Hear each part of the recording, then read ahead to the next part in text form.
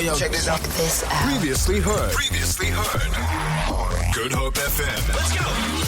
'Cause I am a champion. Celebrating extraordinary women on the morning show. This is Warrior Woman.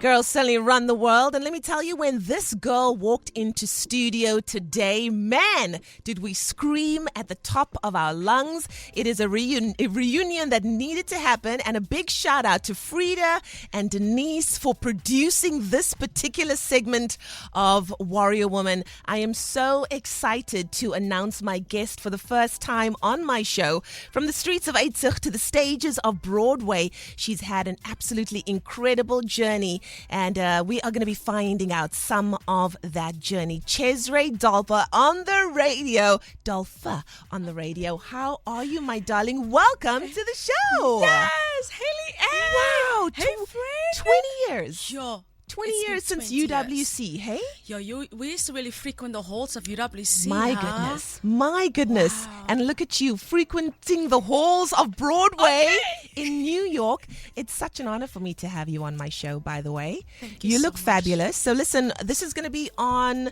Mpumi, Facebook Live. Yes, right now, I need for you guys to go and see the gorgeousness that I have on my show right now. The hair, the nails, the fabulousness, but most importantly, the personality. My friend, it's so good to see you here. What has life been like since those UWC days? Sure. It has been a journey. I can't even believe when I say it. I've been in New York for 17 years. It just sounds like a lifetime. It You is, know what I yeah. mean? It has been a whirlwind of following my bliss, following the things that bring me joy and that makes my heart flutter. So Yeah. I think I'm a testimony of just following the bliss and the passion. You really, really are. And you know what? Coming from where we come from, I'm from Sure. Belhar, you're from Uitsig. For me, it just makes me so proud Yeah. when I see our young people, because we understand the challenges of growing up 100%. where we grew up, right? 100%. We understand the lack of access to resources, the lack of access to opportunities, the lack of access to finances. So when I see one of us on those international stages, it just makes my heart beat with so much pride. Yes. What was the pivotal moment that led you to be where you are today? You know, so after UWC, I got this Oprah Winfrey scholarship to go to grad school at NYU. Oprah. Hey. Thank you. So that Oprah Winfrey scholarship changed my entire kind of trajectory, I feel like. So it was a full scholarship. I went to NYU, I finished grad school, and I ended up staying in New York. And, you know, UWC kind of prepared me for that, you know what I mean? Yeah. And you're right, like where we come from, sometimes it actually hurts my heart to think that we're outliers, that we are the exception to the rule. I wish to not want to believe that anymore, that we actually just part of a movement of wanting to have new platforms where we can show our art form, that we're not outliers, you know, that we are just part of the movement. Yeah. Now, I also just want to quickly qualify about this fellowship, something that Chesray did not say, because she's too humble for this. But this scholarship, the Oprah Winfrey Foundation African Women's Public Service Fellowship, is a highly competitive fellowship awarded to one or two women across the entire African continent each year. And you were that girl. I was that girl. You were that girl. girl. You were that girl. Now, Chesray, you also speak really powerfully about the women in your life, particularly your mother and your grandmother as formative influences. How did their strength and storytelling shape your voice as a producer and a director? Listen, so my mom was the first feminist that I ever knew. Wow. I never knew what that language was. But my mother was a woman who followed her own heart. My father was not the best partner and husband, didn't treat her well, and my mom had enough and she left him, which I loved. And it made it opened up her path to new options.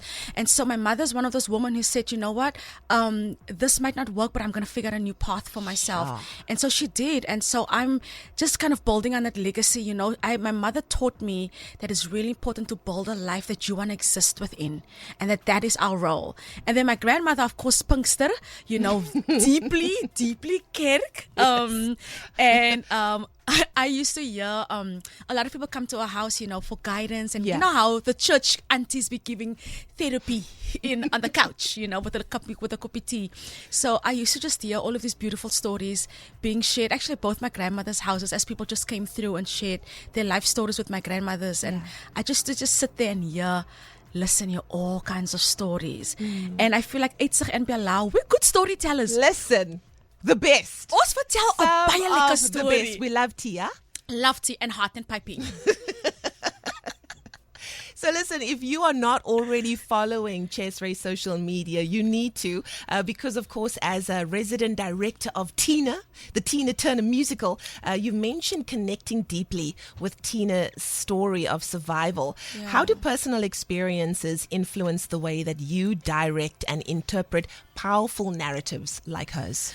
Wow. So I think the first thing that kind of stuck out to me was, I told you this already, but on the Cape Flats, my story is not unusual in the sense that I come from a broken home where there wasn't a father figure often. My mother had to run the home, lead the home. And so I saw a very early example of what resilience looks like. And my mother's life is that of Tina's. She said, genoeg is genoeg. I'm going to start over. And with 2 kids, she started over. And I think I look at Tina's life and I see this resilience, this idea of I'm not the past. I might have made mistakes, but I'm not those mistakes anymore. I'm reinventing myself. And that's kind of the legacy that I think I'm building on. I think what's really important for me is because of where I come from, that I love to center joy in my work, and not just the trauma. Often our stories, there is trauma, but it's not just that. It's multifaceted. It's, we have lots of layers to our humanity. And my work as a director, as a producer, is to continue building cultures where there's joy and there's humanity that feels like it has layers and nuance to it. We're not just one-dimensional. Matter of fact, we multi-layered women who pursue lots of ways. We pursue love and life in lots of ways that I think is pretty creative.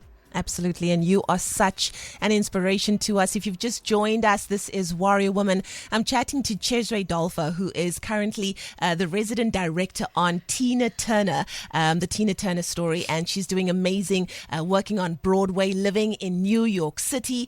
And of course, you were also given an incredible recognition. I know that when it comes to the world of theatre, winning a Tony Award is a dream come true for so many.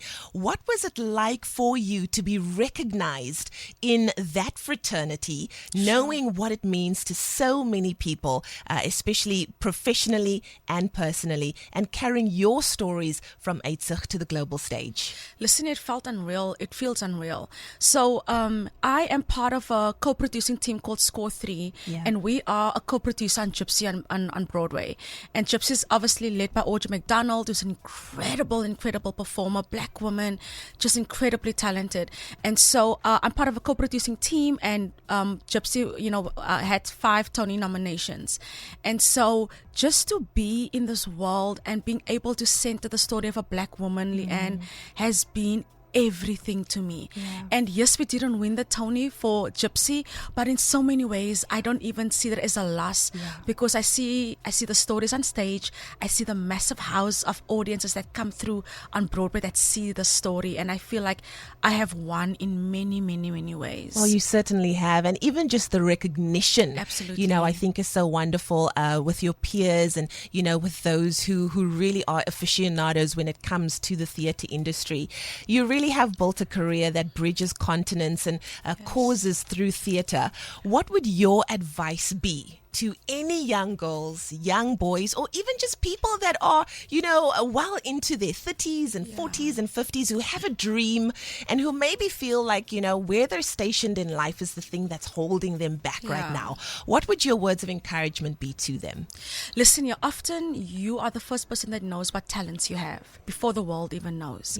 So I always think, listen, you don't wait for people to come and give you money to do the project. Don't wait for people with a name and big titles to come along and support you. You produce your own work, you write your own work, you sing your songs.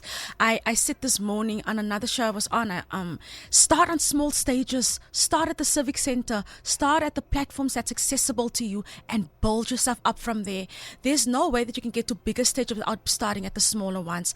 So don't undermine these small beginnings, because it is what builds resilience, it's what builds character. So when you get to bigger platforms, you can say, ek het van kleins af begin, man. Kyk waar ek nou is. You can really see that journey of how you've moved and transitioned. And you know what? And then your platform gets bigger because you're doing work and you understand your artistry, and you have mastership over it. So I would say to anyone who's listening, do your thing, do your work, put it out there. Don't wait for people. Don't wait for people to approve. You are the approval that you need. And most often people won't even know the talents you have until you put it out there. So you have to put it out there so people can really see. You have to put it out there so that people can really see. Can we give her a round of applause, everyone? Chesray Dolpher in the house. Uitsig, Belha, UWC, doing all the things. Chesray, you've been absolutely amazing. Thank you so much for sharing your insights, your experience, your life story, and of course, all of your accolades with us on the show. I am so proud of you. I love knowing people that reach those levels, and I'm like, I know her. She my friend. But I appreciate you. Also, shout out to Denise and Frida doing the things as well. Co-producing. We love a young co-produce. We will definitely be following you. Where can people follow you, just to make sure we stay on top of everything that you're doing? Exactly. So right now, really quick, I'm producing a musical in Cape Town. And I'm busy right now confirming my creative team. I'll be back in November for workshopping this original musical. Leigh-Anne, you're going to be in the audience when I'm telling you now already. I'm there. Yeah. I'm already there. So I'm already there. So in November we'll have a showcase, or at least a small intimate industry reading of this new musical that I'm busy developing.